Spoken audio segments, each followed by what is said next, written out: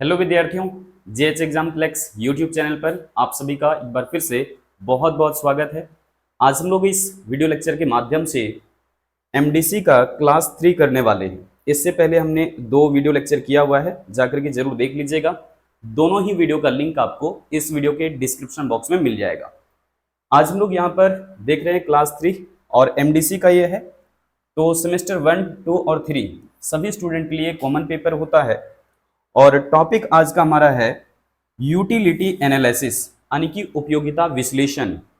यहाँ पर हम लोग टोटल यूटिलिटी और मार्जिनल यूटिलिटी को विशेष करके देखने वाले हैं, लेकिन साथ साथ में हम लोग ये भी बात करेंगे कि एवरेज यूटिलिटी क्या होता है।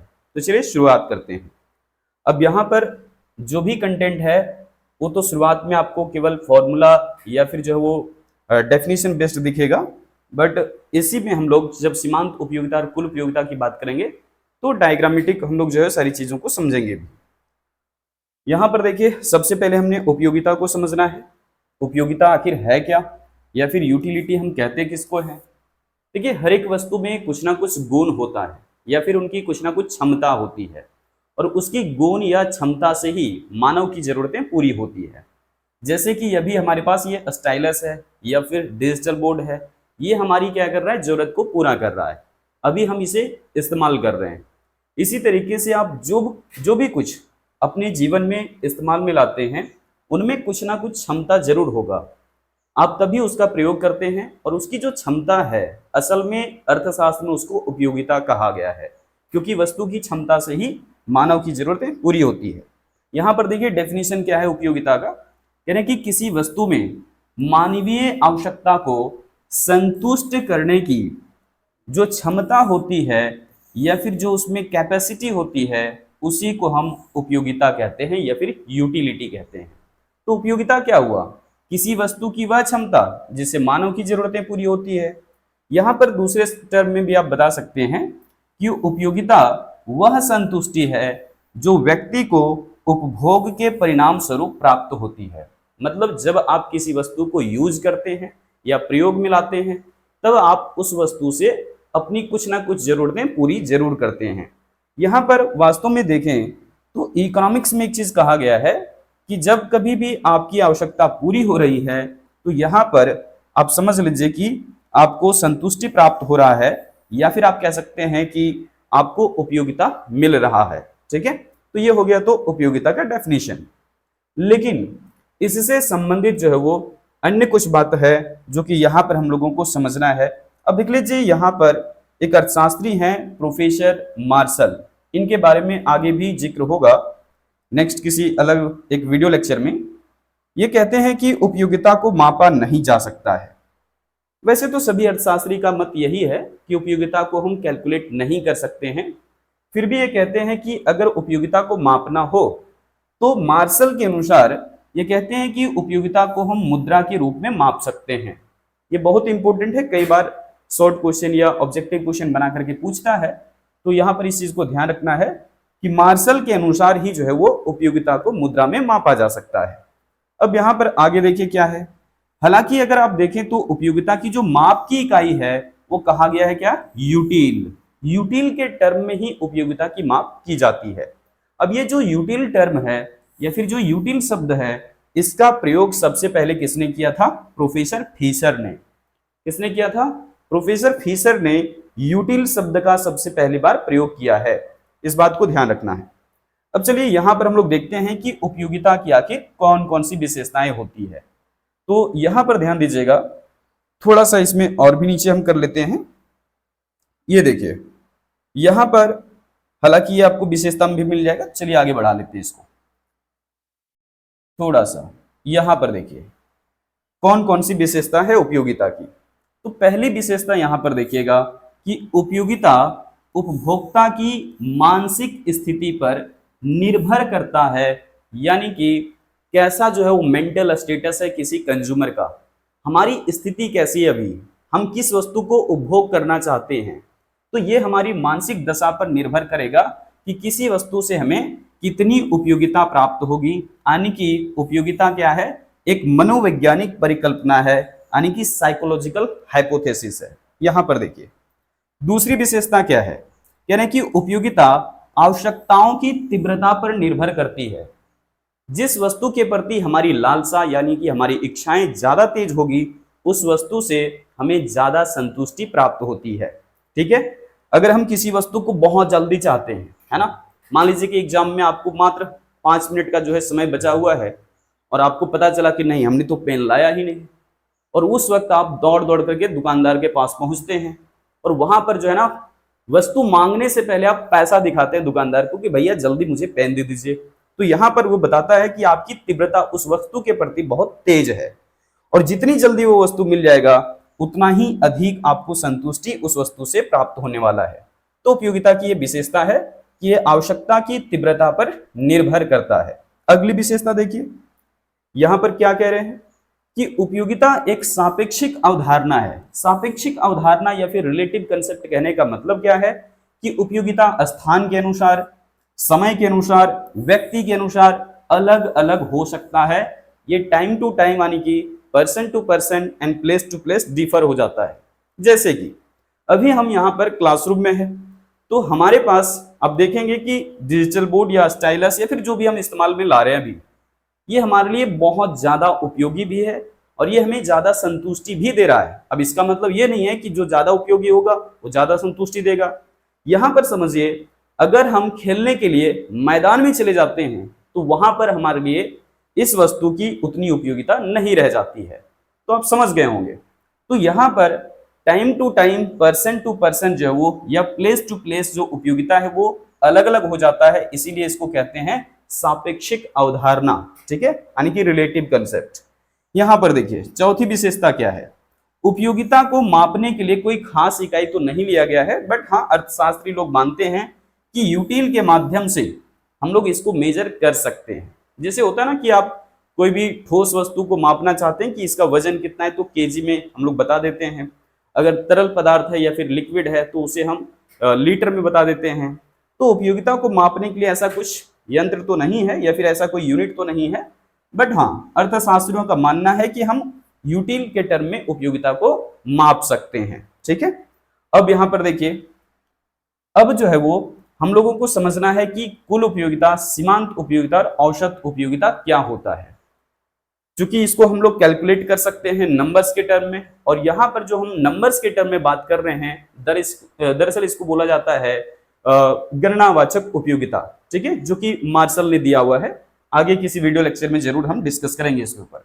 यहाँ पर ध्यान दीजिएगा, यहाँ हमने क्या लिखा हुआ है, कुल उपयोगिता यानी कि टोटल यूटिलिटी, जिसको हम शॉर्ट में टीयू कहते हैं।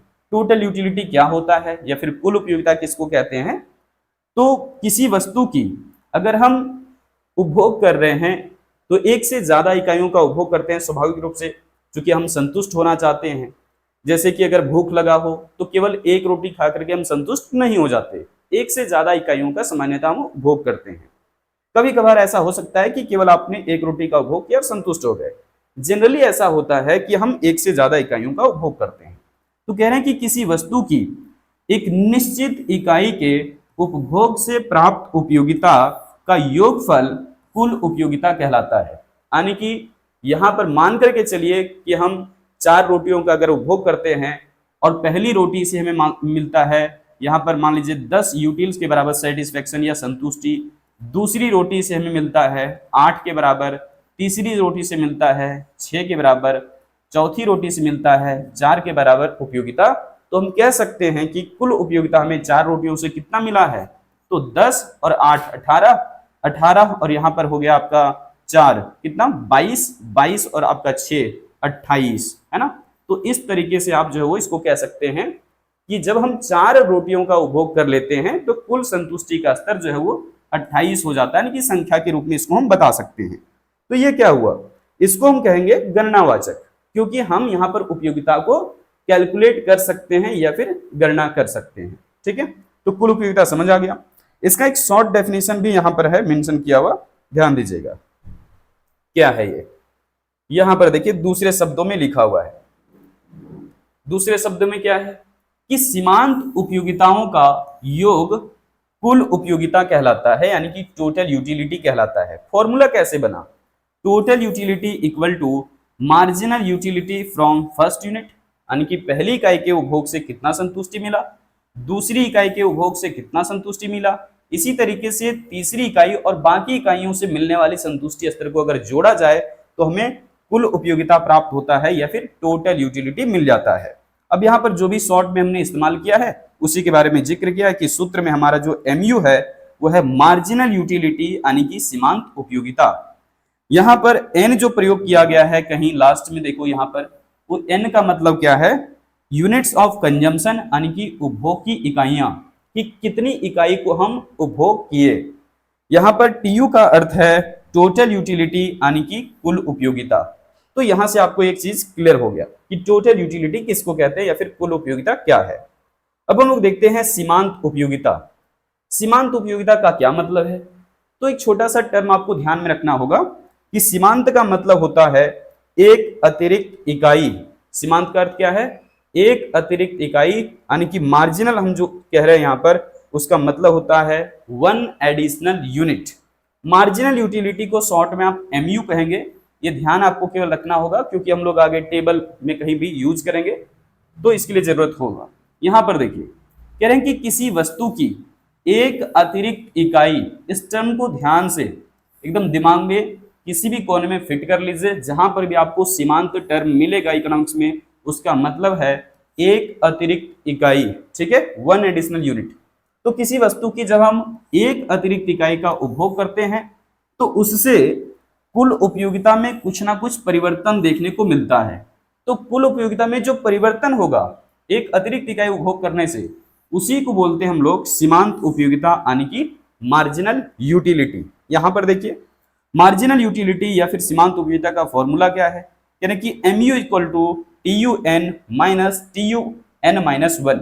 अब ये n-1 का मतलब क्या है कि उपभोग जितना आपने टोटल किया था उससे एक कम करके देखिए, और जो आपने टोटल उपभोग किया है, जैसे कि मान करके चलिए कि हमने यहाँ पर 4 रोटियों का उपभोग किया था।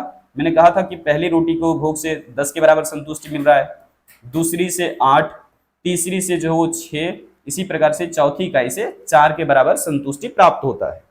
अब यहाँ पर अगर हम जानना चाहें कि सीमांत उपयोगिता क्या होगा तो कैसे कैलकुलेट होगा, तो यहाँ हमें देखना होगा कि TU क्या है। दरअसल ये तो हमारा MU है, प्रत्येक इकाई से मिलने वाला संतुष्टि स्तर जो हमने जोड़ा हुआ है, और जोड़ करके तो हम इसको कह सकते हैं कि ये MU हमारा निकला, सॉरी TU निकला हुआ है, ये हमारा जोड़ करके क्या निकला है, TU निकला हुआ है।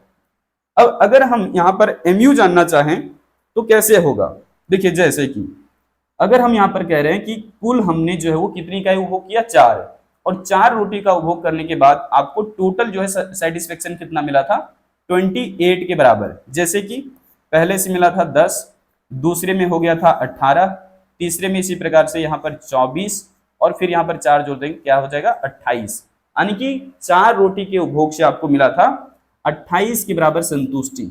ठीक है, मतलब कि यहाँ पर आप ऐसे भी लिख सकते हैं, जैसे दिखाते हैं TU जो है वो कितनी इकाई पर मैंने लिया, 4 इकाई पर, तो आप लिख दीजिए TU एट 4 यूनिट माइनस यहाँ पर क्या लेंगे TU, N का मतलब क्या होगा फिर से 4, लेकिन 4 में से माइनस कितना कर देंगे 1, यानी कि ये 3 बन गया, समझिए। तो यहाँ पर देखिए चौथी इकाई तक अगर हम उपभोग कर लेते हैं, ठीक है, तो कुल उपयोगिता हमें कितना मिलता है 28, तो यहाँ पर आप 28 लिखेंगे। इसी तरीके से अब देखिए TU यहाँ पर जरूर है लेकिन लिखा हुआ है N-1, इसका मतलब 4 में से एक कम कर दीजिए तो तीसरी इकाई पर पहुंच जाएंगे, और तीसरी इकाई तक जब हम उपभोग करते हैं तो टोटल यूटिलिटी हमें कितना मिल रहा है 24, तो यहाँ पर हम जो है वो केवल 24 लिखेंगे। समझ आ गया है? तो मार्जिनल यूटिलिटी कितना हुआ 28 में से 24, यानी कि यहाँ पर 4 यूटिलिटी हम कह सकते हैं जो प्राप्त हुआ है, यही है दरअसल सीमांत उपयोगिता। हर एक इकाइयों पर आप अलग अलग तरीके से निकाल सकते हैं, तो ये हमारा जो है वो एक तरीका है। हालांकि ये पहला फॉर्मूला है, इसी तरीके से एक और फॉर्मूले पर हम बात करेंगे मार्जिनल यूटिलिटी के लिए, क्योंकि ये टोटल यूटिलिटी के कंपेयर में या फिर कुल उपयोगिता की तुलना में ज्यादा महत्वपूर्ण है। ठीक है, यहां पर ध्यान दीजिएगा, यहां पर क्या है दूसरे टर्म में देख लीजिए, कह रहे हैं कि कुल उपयोगिता में परिवर्तन की दर, इसको भी ध्यान रखिए। परिवर्तन की दर का मतलब होता है कि कुल उपयोगिता का स्पीड कैसा है, बढ़ने का या घटने का। तो कुल उपयोगिता में परिवर्तन की दर को हम लोग क्या कहते हैं, सीमांत उपयोगिता कहते हैं। बहुत छोटा सा डेफिनेशन है और ये मैथमेटिकल तरीके से हमने लिखा हुआ है। यहां पर देखिए मार्जिनल यूटिलिटी इक्वल टू हमने क्या लिखा है, delta T U upon delta Q. Delta Q का मतलब क्या है, उपभोग की इकाई जो है वो आपने कितना किया है। तो यहाँ पर डेल्टा का मतलब है परिवर्तन, यानी कि उपभोग की इकाई में परिवर्तन होने से कुल उपयोगिता में कितने का परिवर्तन हुआ, उसका अनुपात यहाँ पर सीमांत उपयोगिता कहलाता है। ठीक है, जैसे कि मान करके चलिए यहां पर हम ले रहे हैं इकाई, उपभोग की इकाई एक, हमने इकाई उपभोग किया, मान करके चलिए कि उस समय हमें मार्जिनल यूटिलिटी मिला था 10 के बराबर। तो पहली इकाई तक उपभोग करने से टीयू हो गया 10। अगर हम दूसरी इकाई का उपभोग करते हैं तो दूसरी इकाई से केवल हमें मिलता है 8 के बराबर संतुष्टि। तो यहाँ पर कुल उपयोगिता हमारा हो गया 18। तीसरी इकाई का उपभोग करते हैं तो यहाँ पर हमें मिल गया मान लीजिए 6 और यहाँ पर टोटल हमारा हो चुका है 24। अगर हम चौथी इकाई का उपभोग कर लेते हैं तो हमें मिलता है 4 के बराबर संतुष्टि और यहाँ पर कुल उपयोगिता हो जाता है 28। अब ध्यान दीजिए क्या कह रहे हैं, हम डेल्टा टीयू का मतलब क्या समझे। अगर हम यहाँ पर देखें तो दो इकाइयों के बीच का डिफरेंस हमें निकालना है और यहाँ पर डेल्टा टीयू, तो ये पहले का टीयू अगर मान रहे हैं, ये बाद का टीयू मान रहे हैं, तो दोनों के बीच का डिफरेंस कितना है, 4 का। तो यहाँ पर जो 4 है वो आप डेल्टा टीयू के आसपास में यहाँ पर लिखिए, डेल्टा टीयू ये आपका 4 हो गया। यहाँ पर जो डेल्टा क्यू है, यहाँ पर एन के जगह पर आप क्यू भी लिख सकते हैं, कोई दिक्कत वाली बात नहीं है। तो यहाँ पर क्यू में कितने का चेंजिंग है, पहले 3 फिर 4 या फिर 4 और 3, जो भी आप डिफरेंस देखें, यहाँ पर अंतर कितने का है, 1 का। ठीक है, माइनस प्लस से यहाँ पर कोई विशेष मतलब नहीं है। तो ये देखिए 4 को 1 से भाग करेंगे कितना हो जाएगा, 4। फिर से वही हासिल हुआ जो मैंने पिछले फॉर्मूला में देखा। अब चलिए आगे देखते हैं। तो सीमांत उपयोगिता और कुल उपयोगिता का कंसेप्ट तो समझ आ गया, लेकिन इसको हम लोग एग्जाम्पल की मदद से भी समझते हैं ताकि ज्यादा ये क्लियर हो जाए। अब देखिए यहाँ पे थोड़ा सा इसको हम ऊपर कर लेते हैं। ये देख लीजिए कंसेप्ट में क्या कह रहा है। एग्जाम्पल में है क्या कि यदि कोई उपभोक्ता किसी वस्तु की, यदि कोई उपभोक्ता किसी वस्तु की 2 इकाई का उपभोग कर रहा है, कितनी इकाई, 2 इकाई उपभोग कर रहा है, तो उसे कुल उपयोगिता 22 प्राप्त होता है। कितना, 22 प्राप्त होता है। और यदि वह 1 इकाई का उपभोग करता है तो उसको कुल उपयोगिता प्राप्त होता है 10। तो देखिए पहले उपयोगिता कितना था, 22, अब कितना है, 10। तो कुल उपयोगिता में परिवर्तन की दर, यही तो डेफिनेशन था। तो कुल उपयोगिता पहले है 22, बाद में है 10, अंतर कितने का हुआ, 12 का। तो यही हमारा कहलाएगा सीमांत उपयोगिता कितना है, 12 होगा। क्लियर हो गया होगा। अब यहां पर देखिए अगर आप फॉर्मूले से इसे कैलकुलेट करना चाहें तो कैसे कैलकुलेट होगा। तो यहां पर हमने वही फॉर्मूला लिया हुआ जो शुरुआत में आपने देखा है। आप चाहें तो सेकेंड जो फॉर्मूला हमने दिखाया उससे भी आप कर सकते हैं। देखिए एमयू का अर्थ यहां पर आपने समझ लिया है, मार्जिनल यूटिलिटी। टीयू का मतलब कुल उपयोगिता, यहां पर भी लिखा हुआ है टीयू। अब देखिए क्या है, सो हमें निकालना है सीमांत उपयोगिता। हमने क्या कहा, जब हम 2 इकाई का उपभोग करते हैं तो उस वक्त टीयू जो हमें प्राप्त होता है वो कितना है, 22। और यदि हम केवल 1 इकाई का उपभोग करते हैं, जैसे देखिए 2 इकाई उपभोग कर रहे थे, 2 में से 1 कम कर दीजिए, 1 हो जाएगा। यानी कि आप यहाँ पर ऐसे कह सकते हैं इसको हटा करके कि टीयू एट फर्स्ट यूनिट। तो पहली इकाई के उपभोग से कुल उपयोगिता कितना मिल रहा था, केवल 10। तो पहले था 22, अब है 10, घटा करके देखिए 12 आ जाएगा आंसर, है ना। यही है आपका सीमांत उपयोगिता। तो उदाहरण से भी ये क्लियर हो गया। अब देखते हैं हम लोग औसत उपयोगिता, यानी कि एवरेज यूटिलिटी, जिसको आप शॉर्ट में एयू कहते हैं। तो एयू का जो कंसेप्ट है ये आपको बहुत बार रिपीट करके नहीं पूछता है, बट हाँ कुल उपयोगिता और सीमांत उपयोगिता के बीच में संबंध जरूर पूछता है, उस पर भी हम लोग डिस्कस करेंगे। यहां पर देखिए कह रहे हैं क्या, औसत उपयोगिता यानी कि एवरेज यूटिलिटी, जिसे आप शॉर्ट में एयू कहेंगे, एयू। अब देखिए यहाँ पर एवरेज यूटिलिटी कितना आसान है, बहुत ही आसान, सबसे आसान यही है। कह रहे हैं कि किसी वस्तु के उपभोग से प्राप्त कुल उपयोगिता को उपभोग की कुल इकाई से भाग देने पर जो भागफल प्राप्त होता है ना, जो भागफल प्राप्त होता है उसे ही हम क्या कहते हैं, औसत उपयोगिता कहते हैं या फिर एवरेज यूटिलिटी कहते हैं। जैसे देखिए क्या कहा गया है, सबसे पहले आप देख लीजिए टीयू यानी कि कुल उपयोगिता। और कुल उपयोगिता को अगर हम उपभोग की कुल इकाई से भाग कर देते, जैसे कि यहाँ पर कहा गया है उपभोग की कुल इकाई से भाग देने पर क्या हो जाएगा हमें प्राप्त, एवरेज यूटिलिटी या फिर औसत उपयोगिता, जिसको आप एयू कह रहे हैं। तो एयू इक्वल टू क्या हो गया, टीयू बाई क्यू।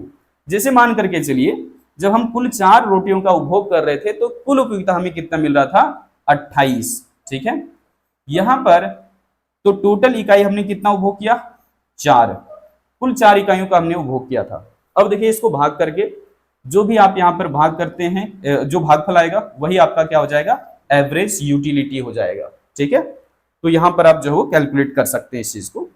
चलिए अब हम लोग बढ़ते हैं आगे, यहां पर देखते हैं अगर आप इसको दूसरे टर्म में बताना चाहें तब क्या होगा।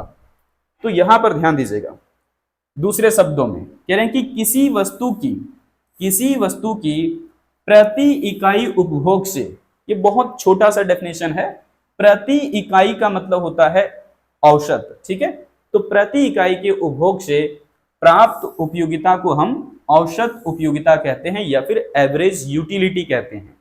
तो यहां पर जो है छोटा सा डेफिनेशन आपको मिल गया। फिर से जो है कह रहे हैं फॉर्मूला वही होगा, कुछ भी अलग नहीं है, बस डेफिनेशन लिखने का तरीका अलग है। तो अब हम लोग बढ़ते हैं यहां रिलेशन पे हम लोग जाते हैं, या फिर आप चाहें तो इसका उदाहरण भी ले सकते हैं, हालांकि उदाहरण मैंने जो क्लियर आपको कर दिया है। फिर भी आप इसको एक बार लाइन बाय लाइन देख लीजिए किस तरीके से आपको कैलकुलेट करना है। कह रहे हैं क्या कि यदि एक उपभोक्ता कुल 4 रसगुल्ले का उपभोग करता है, कितने रसगुल्ले उपभोग कर रहा है, 4। जैसे मान लीजिए पहला रसगुल्ला, दूसरा, तीसरा, चौथा, 4 रसगुल्ले का उपभोग कर लिया। जब उसने पहले रसगुल्ले को खाया होगा कुछ ना कुछ संतुष्टि तो मिला होगा, है ना। तो यहां पर जो है वो अब हमने देखा क्या कि 4 रसगुल्ले जब उपभोग कर लेता है उपभोक्ता तो उसको कुल उपयोगिता 40 प्राप्त होता है। 40 हो सकता है पहले से कुछ मिला, दूसरे को से कुछ, तीसरे से कुछ, चौथे से कुछ। अब यहाँ पर एक चीज को ध्यान रखिएगा कि जब हम एक ही वस्तु को लगातार एक के बाद एक उपभोग करते जाते हैं तो सीमांत उपयोगिता पहले की अपेक्षा कम प्राप्त होता है। जैसे मान करके चलिए कि अगर किसी उपभोक्ता को यहाँ पर उपभोग करवाया जा रहा है 4 रसगुल्ले, तो हो सकता है कि पहले से उसे 20 यूटिल के बराबर संतुष्टि मिला, दूसरे से हो सकता है कि यहाँ पर 10 यूटिल प्राप्त हुआ, तीसरे से हो सकता है कि यहाँ पर जो है 5 मिला, या फिर मान लीजिए कि 6 प्राप्त हुआ है, और चौथे से इसी प्रकार से 4 प्राप्त हुआ है। जोड़ करके देखिए यहाँ पर कितना हो गया, 30, ये हो गया फिर कितना 36, और ये 4 40।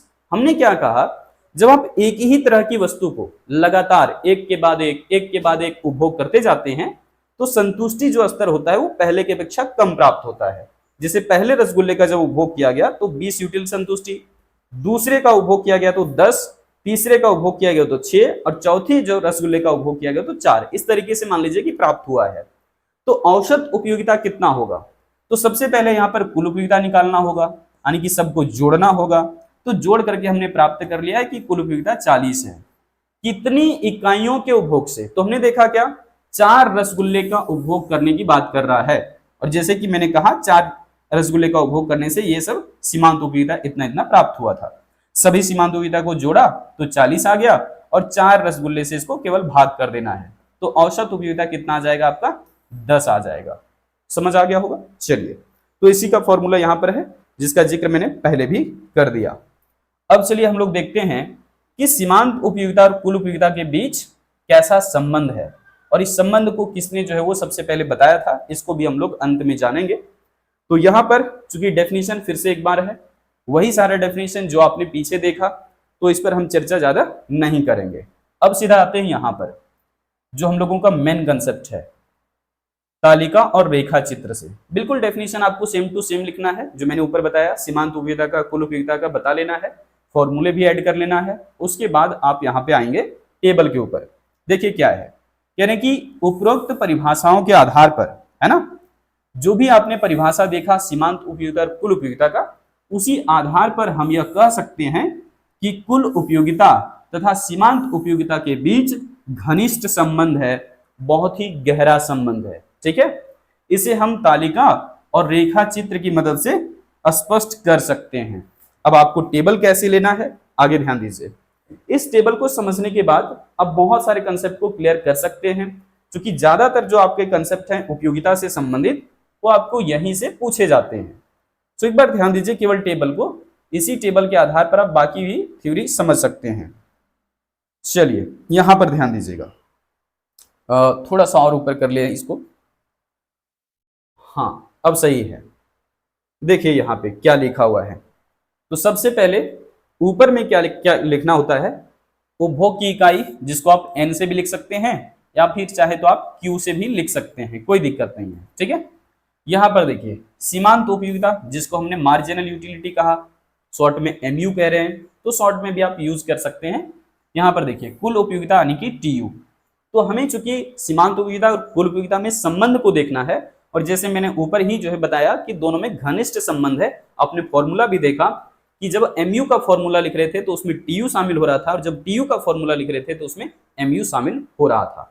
अब यहाँ पर देखिए, जब मान लो कि पहली इकाई का उपभोग किया गया, किसी भी वस्तु का जब हम पहली इकाई उपभोग करते हैं ना, तो उस वस्तु के प्रति चूंकि ये मान करके चलिए कि लालसा इतनी ज्यादा अधिक होती है या फिर तीव्रता ज्यादा होती है, तो सीमांत उपयोगिता उस वक्त ये अधिक प्राप्त होता है, ठीक है। जो कि यहाँ पर अधिक को हमने 16 से दिखाया है। आप चाहें तो कुछ भी इकाई ले सकते हैं, 100, 150, 2000, 5000, 10 लाख भी ले सकते हैं, कोई दिक्कत नहीं है। तो पहली इकाई के उपभोग से कितना प्राप्त हुआ, 16। तो कुल उपयोगिता भी केवल पहली इकाई तक कितना प्राप्त होगा, 16। यानी कि पहली इकाई में सीमांत उपयोगिता और कुल उपयोगिता दोनों बराबर होते हैं। लेकिन जब वही वस्तु चेंज नहीं हो रहा है, वस्तु को परिवर्तन नहीं किया गया, बल्कि वही वस्तु की दूसरी इकाई उपभोग जब किया जाता है, तो सीमांत उपयोगिता मिल गया 12, जो कि पहले की अपेक्षा कम है। पहले मिल रहा था 16, अब मिल रहा है 12। अब टोटल यहाँ पर चूंकि हमने 2 इकाइयों का उपभोग कर लिया है, तो दोनों से मिलने वाली सीमांत उपयोगिता को आप जोड़ लीजिए, यानी कि 16 और 12 को अगर हम जोड़ लेते हैं तो कितना जाता है, 28 यानी कि 28। तो कुल उपयोगिता कितना प्राप्त हुआ, 2 इकाइयों के उपभोग से 28 प्राप्त हुआ। अब अगर वही वस्तु रखें हम और उसकी तीसरी इकाई का उपभोग करें, तो यहां पर देखिए संतुष्टि कितना प्राप्त हुआ, 8। इसी तरीके से लगातार जैसे जैसे आप वही वस्तु की अगली इकाइयों का उपभोग करते जाते हैं, तो प्रत्येक अगली इकाई से मिलने वाली सीमांत उपयोगिता लगातार आपका घटते चला जाता है। कुछ ना कुछ घटेगा, लेकिन घटेगा। यहां पर देखिएगा हमने समान अंतर से इसलिए लिया हुआ है ताकि आप डायग्राम बहुत आसानी से बना सकें, ठीक है। तो डिफरेंस हमने क्या किया है, सेम टू सेम रख दिया, जैसे हर जगह पर अंतर 4-4 का दिख रहा है। तो यहाँ पर देखिए 16 के बाद 12, 12 के बाद 8, 8 के बाद 4, फिर जो है वो 0, 0 के बाद माइनस में देखिए 4 लिखा हुआ है, और फिर यहाँ पर माइनस में 8 लिखा हुआ है। ज्यादा माइनस में नहीं लेना है, 1 या 2 लेकर के काम चला लीजिए, ठीक है। अब देखिए इसका मतलब क्या है कि जैसे जैसे एक ही वस्तु की अगली इकाइयों का उपभोग किया गया, मिलने वाली जो संतुष्टि स्तर है वो घटते चला गया पहले की अपेक्षा, यानी कि सीमांत उपयोगिता कम होते चला गया। लेकिन कुल उपयोगिता आप देखेंगे तो लगातार 16 के बाद हो गया 28, 28 के बाद 36, 36 के बाद 40 और पुनः 40। इसका मतलब सीमांत उपयोगिता शुरुआत में बढ़ा है, फिर जो है यहाँ पर आप देखेंगे तो स्थिर हो गया है, और उसके बाद 36 के बाद हो जा रहा है यहाँ पर, सॉरी 40 के बाद हो जा रहा है 36, और 36 के बाद 28। यानी कि अब सीमांत उपयोगिता बढ़ने, सॉरी कुल उपयोगिता बढ़ने के बजाय अब देखेंगे तो घट रहा है। शुरुआत में तो बढ़ा, लेकिन बाद में स्थिर रहा, और फिर घटना प्रारंभ हो गया। तो इसी रिलेशन को या फिर इसी संबंध को हम यहाँ पर डायग्राम से अब देखेंगे। अब ये रेखा चित्र में कैसे हम दिखा सकते हैं किस चीज को, ये थोड़ा सा डायग्राम जो है आप ध्यान से देख लीजिए। पहले हमने टीयू का लिया है, आप चाहे तो पहले एमयू का भी ले सकते हैं, या फिर दोनों को साथ साथ में भी ले सकते हैं, ठीक है। यहां पर देखिएगा ये हमारा एक्स एक्सिस है, जिस पर कि उपभोग की इकाइयां लिखी गई है। आप यहां पर देख लीजिए उपभोग की इकाई लिखा हुआ है, और उपभोग की इकाई पहली इकाई, दूसरी, तीसरी, चौथी, पांचवी, छठी, सातवीं, और जितना चाहे आप ले सकते हैं। ये तो अभी स्केल है, आपको काम एक्चुअल में उतना ही करना होगा जितनी इकाइयों का आप टेबल में दिखाते हैं। यहां पर ध्यान दीजिए, जो अंतर हमने 0 से 1, 1 से 2, 2 से 3, 3 से 4 और बाकी इधर लिए हुए, हर जगह पर अंतर क्या है, समान है। हर जगह पर देखिए अंतर क्या है, एक जैसा है। तो आपको भी स्केल से ही काम करना होगा ताकि आप सुंदर तरीके से इसको दिखा सके। यही बस डिफरेंस आपको लेकर के चलना है वाई एक्सिस के साइड में। हालांकि वाई पर आप क्या दिखा रहे हैं, कुल उपयोगिता, ठीक है। अब चाहे तो मैंने कहा ना सीमांत उपयोगिता को भी पहले दिखा सकते हैं, सीमांत उपयोगिता वाला जो डायग्राम है वो नीचे है। चलिए यहाँ पर देखते हैं, जब हमने 0 से 4 के बीच, 4 से 8 के बीच यहाँ पर ये पॉइंट दिया है, तो हर जगह पर डिफरेंस सेम टू सेम हमने रखा हुआ है। ठीक है, अब देखिए क्या करना है, टेबल की मदद से ही, जो आपने टेबल में डेटा देखा हुआ था कुल उपयोगिता का और उपभोग की इकाई का, वही लेकर के आपको यहाँ पर काम करना है। जैसे आपने क्या देखा था कि जब हम पहली इकाई की बात कर रहे थे कि पहली इकाई का केवल उपभोग किया गया है, तो कुल उपयोगिता कितना प्राप्त हो रहा था, 16। तो यहाँ पर देखिए 16 और 1 को यहाँ पर मिला दिया गया। हालांकि इस तरीके से हम केवल अभी खींच रहे हैं, स्पेशली आपको यहाँ पर हम बता दें कि केवल आपको पॉइंट से ही मतलब होता है। ठीक है, यहाँ पर देखिए, यदि हम दूसरी इकाई का उपभोग करते हैं, उपभोग की इकाई देखिए दूसरी है, और दूसरी इकाई का उपभोग करते हैं तो कुल उपयोगिता कितना प्राप्त हो जाता है, ये देख लीजिए 28। तीसरी इकाई के उपभोग से कितना प्राप्त हो जाता है, तो ये देखिए 36। चौथी इकाई से देखिए यहाँ पर कितना प्राप्त हो जा रहा है, 40। और फिर से पांचवी इकाई पर भी ये कुल उपयोगिता कितना है, 40। यानी कि चौथी और पांचवी इकाई पर जो है वो कुल उपयोगिता स्थिर हो गया है। क्या 40 के बाद कोई ज्यादा नंबर दिख रहा है, बिल्कुल भी नहीं। उसके बाद देखिए जब छठी इकाई का उपभोग किया गया है तो फिर से ये घट करके 36 हो गया। सातवीं इकाई का उपभोग किया गया तो वापस ये घट करके 28 हो गया। ठीक है, आपको इस तरीके से लाइन नहीं खींचना है, मैंने कहा सिर्फ पॉइंट से आपको मतलब है कि उपभोग की इकाई और कुल उपयोगिता जहां जहां मिल रहा है वहां पर आप पॉइंट देते चले जाइए और सभी पॉइंट्स को आपस में फिर क्या करना है, मिला देना है, पॉइंट्स को मिलाना है, जैसे कि यहाँ पर इस तरीके से खींचा गया है। ठीक है, अब चूंकि यहाँ पर देखिए हमने 0 से लेना है, क्योंकि जब भी आपका उपभोग की इकाई या फिर जो भी आपको संतुष्टि प्राप्त होगा वो ऐसा थोड़े ना कि डायरेक्ट आप यहाँ पर पहुंच जाएंगे, 0 से ही आगे बढ़ेगा। तो इधर का डेटा नहीं है तो इसलिए आप इधर डॉटेड रखिएगा केवल, है ना, काल्पनिक रेखा से दिखा सकते हैं। तो आपका जो रेखा चित्र है वो देखिए बन करके तैयार हो गया। शुरुआत में कैसा है, बाद में कैसा है, सब कुछ एक बार जो हम लोग देख लेते हैं फिर से। यहां पर ध्यान दीजिएगा थोड़ा सा,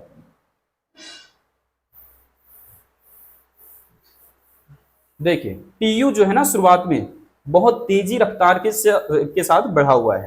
टीयू क्या हुआ है, शुरुआत में तेजी से बढ़ा हुआ है। जैसे कि देखिए तेजी से हम क्यों कह रहे हैं, क्योंकि जब यहां पर पहली इकाई का उपभोग किया गया था तो कुल उपयोगिता कितना था, 16।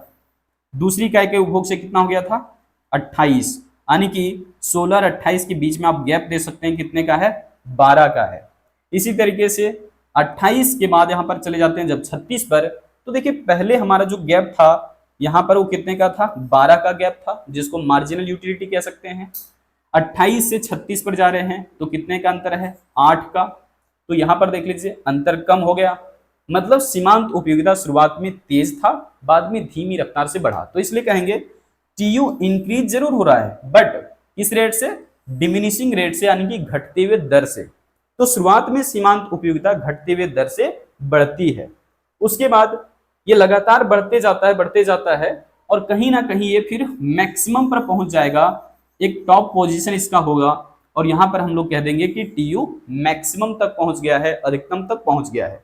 अब इसके बाद यदि हम उपभोग करते हैं तो कुल उपयोगिता बढ़ने के बजाय घटना प्रारंभ हो जाता है। जैसे होता है ना कि हम पार्टियों में जाते हैं और जो अपनी पसंद की वस्तु है उसे एक के बाद एक उपभोग करते चले जाते हैं। तो जैसे जैसे आप एक ही तरह की वस्तु को लगातार उपभोग करते जाएंगे, मिलने वाली सीमांत उपयोगिता आपकी घटती चली जाएगी। मतलब शुरुआत में आपको लगेगा कि वाह मजा आ गया, बाद में कहेंगे हाँ लगा तो ठीक ही है, फिर से आप उपभोग किए तो हाँ ठीक ही लग रहा है। और जब भी आप इसी तरीके से और भी इकाइयों का उपभोग करते जाते हैं तो किसी एक समय पर आप जाकर के ये कहते हैं कि नहीं नहीं अब नहीं चाहिए, अब बहुत हो गया, है ना। और जबरदस्ती भी आप अगर दोस्तों के साथ में बैठ करके कंजम्पशन कर रहे हैं तो दोस्त यार के चक्कर में आप एक दो और भी उपभोग कर लेते हैं और फिर कहते हैं नहीं अब तो होगा ही नहीं, अब पॉसिबल ही नहीं है। ऐसा क्यों हुआ, क्योंकि आपने लगातार एक ही तरह की वस्तु को उपभोग किया है और इस वजह से आपको जो है वो ऐसा महसूस हो रहा है कि नहीं भाई अब हम इससे ज्यादा उपभोग नहीं करेंगे, हमने बहुत ज्यादा उपभोग कर लिया है। तो कहीं ना कहीं एक ऐसा जो है वो आपको स्थिति प्राप्त होता है जहां पर कुल उपयोगिता आपको अधिकतम मिल चुका है कि बस इतना ही हमको चाहिए था, उपभोग करना है, हमने कर लिया। अब इसके बावजूद भी अगर जबरदस्ती आपको कोई उपभोग करवाता है वही वस्तु, तो यहाँ पर सीमांत उपयोगिता जो है ना वो आपका नेगेटिव हो जाएगा। यानी कि हो सकता है कि आपको सीने में जलन या फिर हो सकता है कि उल्टी का शिकायत, ऐसा कुछ आपको महसूस हो। तो आप ये कह लीजिए कि सीमांत उपयोगिता जो है नकारात्मक हो जाने की वजह से ये कुल उपयोगिता जो है वो घटना प्रारंभ हो जाता है।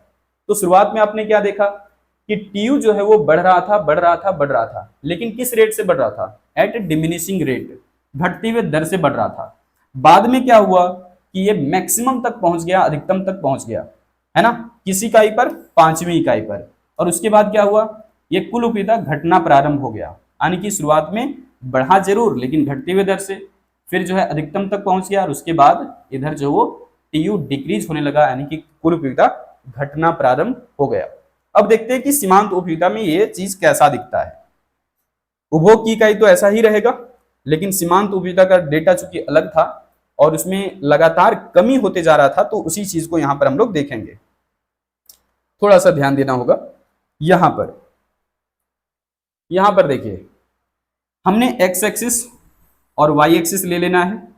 हालांकि यहां पर सीमांत उपयोगिता ऋणात्मक भी है, तो आप नेगेटिव वाली एक्सिस में भी ले लेंगे इसको। और यहां पर देखिए उपभोग की इकाई की साइड में क्या है, उपभोग की इकाई में क्या लिखा हुआ है, 1 2 3 4 करके, और वाई एक्सिस पर लिखा हुआ है सीमांत उपयोगिता। ये देख लीजिए, सीमांत उपयोगिता लिखा गया है, और इधर क्या है? उपभोग की इकाई। तो पहली इकाई, दूसरी इकाई, तीसरी, चौथी, पांचवी, छठी, सातवीं, इस तरीके से उपभोग की इकाई को दिखा दिया गया। सीमांत उपयोगिता आपने देखा कि जब पहली इकाई का उपभोग किया जा रहा था तो सीमांत उपयोगिता कितना प्राप्त हो रहा था? 16, ठीक है। दूसरी इकाई के उपभोग से सीमांत उपयोगिता कितना हो गया था? 12। तीसरी इकाई के उपभोग से कितना हो गया था? 8। चौथी इकाई से कितना हो गया था? 4। और पांचवी इकाई के उपभोग से कितना हो गया था? 0। छठी इकाई के उपभोग से कितना हो गया था? -4। और सातवीं इकाई पर कितना हो गया था? -8। इसका मतलब क्या हुआ कि सीमांत उपयोगिता पहले 16 पर था, फिर यहाँ 12 हो गया, फिर 8, फिर 4, फिर 0, और फिर यहाँ पर -4, फिर यहाँ पर देख लीजिए -8। अब सारे पॉइंट्स को अगर मिलाते हैं तो आपको एक रेखा प्राप्त होगा जो ऊपर से नीचे की ओर आते हुए मिलेगा। यहाँ पर देखेंगे तो 0 से ऊपर आप ध्यान दीजिएगा, यानी कि यहाँ तक तो जो सीमांत उपयोगिता है वो आपका पॉजिटिव है, धनात्मक है। यहां पर आपका सीमांत उपयोगिता क्या हो गया है? 0। और इधर आपका जो सीमांत उपयोगिता है वो ऋणात्मक हो गया है, यानी कि नेगेटिव हो गया है। तो तीनों तरीके से आपको सीमांत उपयोगिता दिख रहा है, लेकिन कुल उपयोगिता हमेशा आपको धनात्मक में दिखा था। सीमांत उपयोगिता आपको जो है वो पॉजिटिव, 0, और उसके बाद देखिए नेगेटिव भी आपको दिख रहा है, ऋणात्मक भी दिख रहा है। तो तीनों स्थितियां मिल रही है। सीमांत उपयोगिता जो है वो आपको तीनों स्थिति में मिला, लेकिन कुल उपयोगिता हमेशा जो है वो धनात्मक ही था, चाहे तो वो तेजी की रफ्तार से बढ़ रहा हो, धीमी रफ्तार से बढ़ रहा हो, या फिर जैसे भी बढ़ रहा हो। कुल उपयोगिता हमेशा आपका क्या होता है? पॉजिटिव होता है, ठीक है। लेकिन सीमांत उपयोगिता आपका तीनों जो है वो स्थिति में हो सकता है, धनात्मक भी, 0 भी, और ऋणात्मक भी। अब थोड़ा सा ध्यान यहाँ पर यह देना होगा कि क्या हमारा जो कुल उपयोगिता है वो बढ़ने का रफ्तार पहले शुरुआत में बहुत तेजी के साथ बढ़ा, बाद में धीमी रफ्तार से क्यों हो गया? तो यहां पर समझिएगा इस कंसेप्ट को क्या कह रहे हैं। यहां पर देख लीजिए, शुरुआत में सीमांत उपयोगिता कितना था? 16, बाद में कितना हो गया? 12, फिर कितना? 8, फिर 4, और फिर 0। देखिए, जब तक सीमांत उपयोगिता इधर धनात्मक था, यहां से लेकर यहां तक, तब तक कुल उपयोगिता जो है वो बढ़ते चला गया, बढ़ते चला गया, बढ़ते चला गया। जब सीमांत उपयोगिता यहाँ पर 5वीं इकाई पर आकर के सीमांत उपयोगिता क्या हो जाता है? 0 हो जाता है, तो कुल उपयोगिता उसी वक्त अधिकतम पर था। मैंने पहले ही जो है उस चीज को दिखा दिया है। अब देखिए, छठी इकाई पर यह सीमांत उपयोगिता कितना हो चुका है? -4, और सातवीं इकाई पर कितना हो चुका है? -8। यानी कि सीमांत उपयोगिता इधर जो ऋणात्मक हो रहा है, उसी की वजह से आपका टीयू जो है वो घटना प्रारंभ हो गया था, जिसको आप यहाँ पर देख सकते हैं। एक बार फिर से देख लीजिए टीयू कैसे जो हो घट रहा है। इधर देखेंगे 5वीं इकाई के बाद जब हम छठी इकाई पर जाते हैं तो टीयू पहले जो है वो यहाँ पर टॉप पोजीशन पर था, है ना। टीयू जो है वो आपका टॉप पोजीशन पर था, जिसको हम अधिकतम कह रहे हैं। उसके बाद घटना प्रारंभ हो गया था, ठीक है, समझ आ गया होगा। चलिए अब हम लोग इसको लाइन बाय लाइन देख लेते हैं कि किस तरीके से दोनों के बीच में संबंध हम लोगों को दिखा और कौन कौन सा संबंध दिखा। पॉइंट वाइज सारी चीजें देखेंगे। सबसे पहले कि कुल उपयोगिता और सीमांत उपयोगिता में क्या समान रूप से वृद्धि हो रहा है? तो बिल्कुल भी नहीं, ठीक है। सीमांत उपयोगिता लगातार जो है घटते चला जा रहा है और कुल उपयोगिता लगातार जो है वो शुरुआत में बढ़ते चला जा रहा है। यहां पर देखिए पहला संबंध क्या निकला कि कुल उपयोगिता हमेशा धनात्मक होती है, जैसे कि मैंने कहा था शुरुआत में। दूसरी बात क्या है कि सीमांत उपयोगिता आपका धनात्मक भी होता है, ऋणात्मक भी होता है अथवा शून्य भी होता है, यानी कि तीनों स्थिति आपको मिल रहा है सीमांत उपयोगिता के साइड में। अब यहां पर देखिए संबंध पॉइंट वाइज किस तरीके से आपको लिखना है।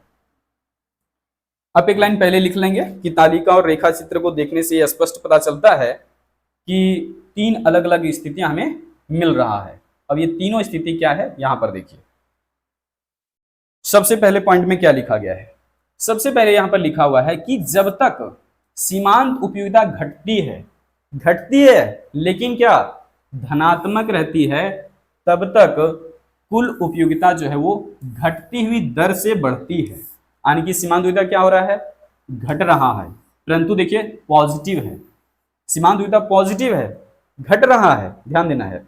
लेकिन कुल उपयोगिता आपका क्या है, घटती हुई दर से बढ़ती है। यानी कि कुल उपयोगिता बढ़ती जरूर है लेकिन घटती हुई दर से, यानी कि प्रत्येक बार स्पीड उसका कम होते चला जाता है। यहां पर देखिए सेकेंड पॉइंट क्या है, कह रहे कि जब कुल उपयोगिता अधिकतम हो जाती है, ये बहुत इंपॉर्टेंट है, कई बार रिपीट करके पूछा जाता है ये कि जब कुल उपयोगिता अधिकतम हो जाता है तो सीमांत उपयोगिता का मान क्या होगा, ऐसा लगातार पूछता है। देखिए कह रहे कि कुल उपयोगिता जब अधिकतम हो जाता है तो सीमांत उपयोगिता का मान क्या हो जाएगा, शून्य हो जाएगा। ठीक है, कुल उपयोगिता अधिकतम पर है, सीमांत उपयोगिता शून्य हो गया है।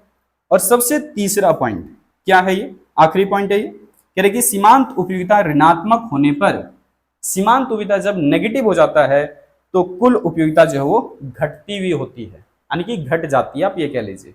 तो ये तीन अलग अलग हमें जो है वो संबंध पता चल चुका है और इसी से संबंधित हम लोग अगली जो है वो वीडियो अपडेट में बात करेंगे कि सीमांत उपयोगिता ह्रास नियम क्या होता है, यानी कि law of diminishing marginal utility किसे कहते हैं। और इससे पहले जो हमने वीडियो अपडेट आपको दिया है, 2 वीडियो अपडेट, अगर आपने अभी तक नहीं देखा है तो जाकर के जरूर देख लीजिए। फिर से मिलते हैं अगली वीडियो लेक्चर के साथ। आज तक इतना ही। जय हिंद।